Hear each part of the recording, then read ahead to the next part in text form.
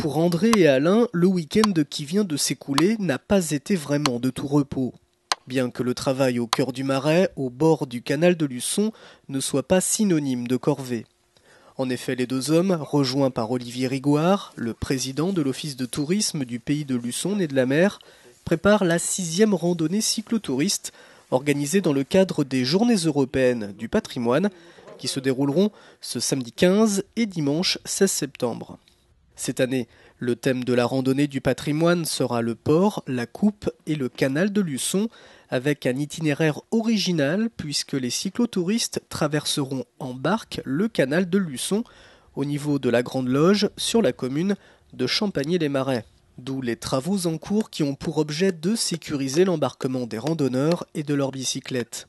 Le circuit choisi chaque année est différent selon le thème retenu au niveau européen ou en fonction de l'imagination des membres de l'Office de tourisme. Pour cette édition 2012, placée sous le signe des patrimoines cachés, le choix s'est porté sur le canal de Luçon, mais sans oublier le canal Labbé qui le double entre le port et la ceinture des Hollandais.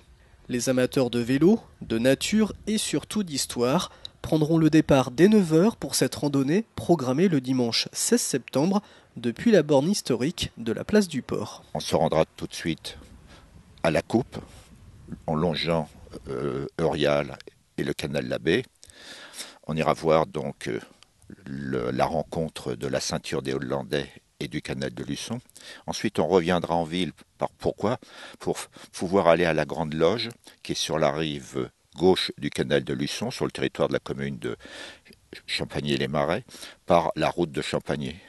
Ça permettra donc de voir un petit habitat le long du canal de Luçon, de traverser ce canal, d'aller faire un petit tour au canal aux portes de Fontenelle qui sont à quelques mètres de la Grande Loge, puis de revenir au port de Luçon en faisant un arrêt devant la ceinture des Hollandais, mais cette fois-ci sur la rive droite. Une randonnée commentée à vélo, en groupe et à allure modérée d'environ 15 km durant 2h30-3 heures avec les arrêts.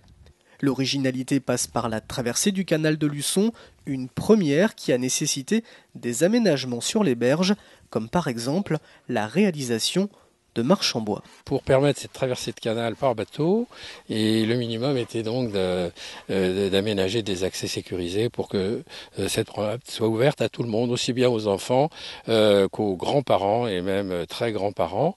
Alors là, on est en train de faire d'aménager des marches dans le talus.